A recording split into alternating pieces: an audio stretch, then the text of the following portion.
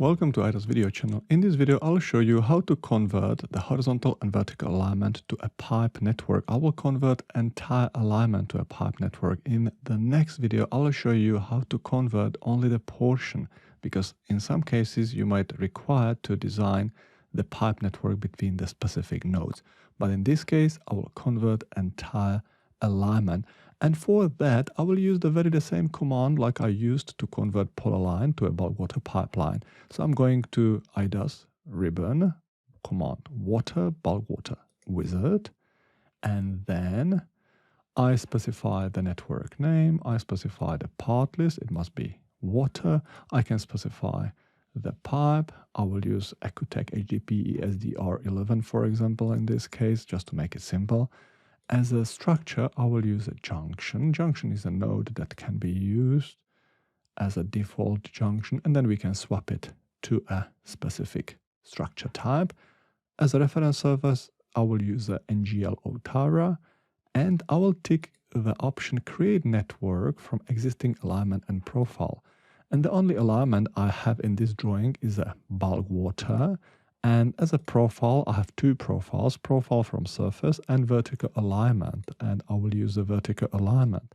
And for the elevation to match, there are a few options, either outside top, crown center, invert, outside bottom.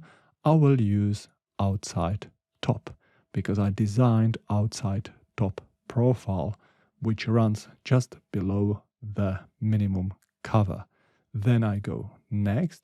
I can specify whether I want to create a new profile view or I want to use the existing profile view, and that's exactly what I want to use. And then I go next, and here I can specify if I want to divide pipe at interval. For example, if you have a pipe, let's say 12 meters long, and in some countries they do require that you must use 12 meters pipe length, then you can split it here. I will use the default value 1000 meters because none of the pipes will be longer than 1000 meters. And then I click on Create Network. And it asks me select a profile to project parts into. So I will select the profile view. And in the bottom right corner, I can see the progress bar. It's busy creating the pipe network. And at the same time, it projects the pipe network to profile view. Let me switch off the line weight so it's easier to see the pipe network, and let's look at it. It looks pretty good and it follows the vertical alignment nicely, but something is happening here. If you have a vertical curve, the pipes will not be vertically curved. The reason is that Civil 3D cannot create vertically curved pipes, so that's why there is a straight pipe. There are some workarounds how to work around it, but this is basically result. So at the PVI, it matches. If I regenerate, let me regenerate, I will switch off or delete this label so it's lighter. So at the PVI, it matches the vertical alignment, but it uses the straight pipes. The same applies here. Again, straight pipe, there's a vertical curve and it connects to it. And if there is a horizontal change in direction, it automatically inserts another node. You see each and every vertical line has structures because there is a horizontal change in direction. If I zoom in plan, as soon as there is a horizontal change in direction, it inserts, here is the pipe. The pipe is straight. I'll show you later on how to create horizontally curved pipe. That's possible, but vertically curved pipe is not possible. And let me zoom further here. And again, if there is a change in direction, there is also the structure. So this is the workflow, how to convert horizontal and vertical alignment to a pipe network. I would like to mention one important note regarding the performance.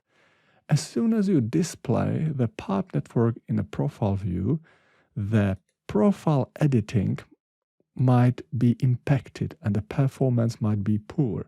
In this case, if I move the PVI, it's instant. I click, it's instant. But if you have a few hundred pipes and structures, it can take, let's say, 3, 4, 5 seconds just to move PVI. Although it doesn't make sense why pipes projected to profile view do have an impact on a profile editing, but they do have an impact. We did a testing, and in those cases, if you have a bigger project, or if you need to split pipes, let's say per 12 meters or whatever the value is, you might end up with quite a few hundred pipes and structures.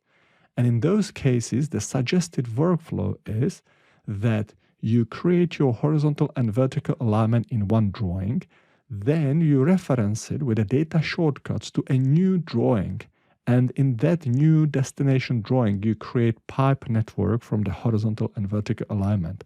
So if you need to do the adjustments to your vertical alignment, you can do it in a source drawing, and it will be very fast because there is no pipe network.